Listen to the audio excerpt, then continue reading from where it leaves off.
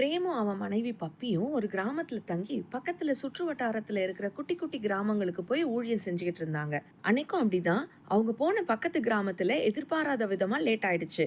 அவங்க கிளம்பி கொஞ்ச நேரத்துக்கெல்லாம் திடீர்னு சூறாவளி காத்து வீச ஆரம்பிச்சிருச்சு. அதை தொடர்ந்து வானம் ரொம்ப இருட்டி இடி மின்னலோட புயல் மழை பெய்ய ஆரம்பிச்சிருச்சு.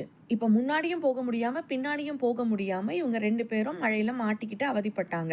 எவ்வளவு சீக்கிரம் முடியுமோ அவ்வளவு சீக்கிரம் வீட்டுக்கு போயிடணும்னு நினைச்சு அவங்க 2 பேரும் சீக்கிரமா நடக்க ஆரம்பிச்சாங்க. சுத்தி ஒரே கும் இருட்டு. அந்த மின்னலோட வெளிச்சத்துல தான் 2 பேரும் போய்கிட்டு இருந்தாங்க. வழியில இப்ப ஒரு கைத்து பாலம் வந்தது. அந்த பாலத்தை கடந்து போயிட்டா அவங்க தங்கி இருந்த அந்த கிராமத்துக்கு போயிடலாம். பலத்த காத்துலயும் மழையிலயும் அந்த பாலம் படு மோசமான நிலைமைக்கு சேதமாகி இருந்தது அந்த மின்னல் வெளிச்சத்துல நல்லாவே தெரிஞ்சுது. பிரேம் என்ன பண்ணான் தெரியுமா? கடகடன்னு ஓடி போய் அந்த பாலத்துல எப்படியோ ஓடி கடந்து அடுத்த பக்கம் போய் நின்னுக்கிட்டான். பப்பி இன்னும் இந்த பக்கம் தான் நின்னுக்கிட்டு இருந்தா. சீக்கிரம் வா பப்பி அப்படின்னு பிரேம் கத்திட்டு திரும்பி நின்னுக்கிட்டான். பப்பிக்கு ஒரே பயம். எப்படி இந்த மோசமான பாலத்துல போறதுன்னு அழுதா. தன் கணவனை பல முறை கூப்பிட்டா. ஆனா எந்த பதிலும் இல்ல.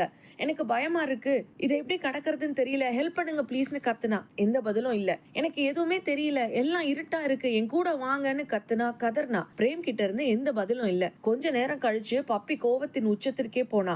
நீ எல்லாம் ஒரு புருஷனா அப்படின்னு கத்திட்டு தனக்கு கொஞ்சம் தைரியத்தை வர வச்சுக்கிட்டு அந்த மின்னல் வெளிச்சத்துல தட்டு தடுமாறி கீழே மேல விழுந்து எப்படியோ ஒரு வழியா அந்த பாலத்தோட அந்த பக்கம் வந்து சேர்ந்துட்டா. அங்க அவ பார்த்த காட்சி அவ இதயத்தை உடைச்சிருச்சு. அந்த பாலத்தோட கயிறுகள் ரொம்ப மோசமா அருந்து போகிற நிலைமையில இருந்தது. இத பார்த்த பிரேம் கடகடன்னு ஓடி முன்ன வந்து அந்த கயிறுகளை தன் கையால இறுக பிடிச்சுக்கிட்டு தான் மனைவி வர வரைக்கும் அவளுக்கு எதுவும் மோசமா நடக்காம இருக்கும்படியா பாத்துக்கிட்டான். பப்பி பிரேம தப்பா நினைச்சதுக்காக மனம் வருந்தனா. அவன்கிட்ட சாரி கேட்டா. இப்படித்தாங்க வாழ்வின் பல சூழல்கள்ல கண்ணை கட்டி காட்டுல விட்டா மாதிரி இருக்கும்போது, எங்கும் இருள் இருக்கா மாதிரி இருக்கும்போது, நம்மளால முடியாதுன்னு தோணும் போது, உதவின்னு கத்தும் போது அந்த கணவன் அமைதியா இருந்த மாதிரி தான் நம்முடைய ஆத்தும நேசரான நம்முடைய தேவனும் அமைதியா இருக்கா மாதிரி இருக்கும். எந்த பதிலும் அவர் கொடுக்காத மாதிரி தான் இருக்கும். ஒருவேளை அவர் நம்மள மறந்துட்டாரோன்ற மாதிரி நம்மளுக்கு தோணும். ஆனா ஒண்ணு நிச்சயம், போராடி அந்த பிரச்சனை, அந்த போராட்டம், அந்த வியாதி, இல்ல அந்த கடன், அந்த மோசமான சூழ்நிலையில இருந்து நீங்க வெளியே வந்த பிறகு பாத்தீங்கன்னா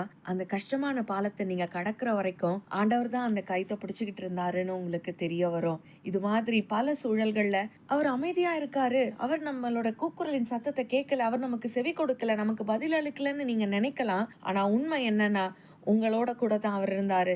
நீங்க பத்திரமா மறுகரை சேருகிற வரைக்கும் அவர் உங்களுக்கு ஒத்தாசையா தான் இருந்தாரு. நீங்க மறுகரை சேருகிற வரைக்கும் உங்களை பாதுகாக்கிற தேவன் அவர். இந்த மாதிரி என் வாழ்வில் எனக்கு பல அனுபவங்கள் உண்டு. கொஞ்சம் யோசிச்சு பாருங்களேன், நிச்சயம் உங்களுக்கும் இருக்கும். எத்தனை அன்பான ஆத்தும நேசர் அவர் இல்லையா?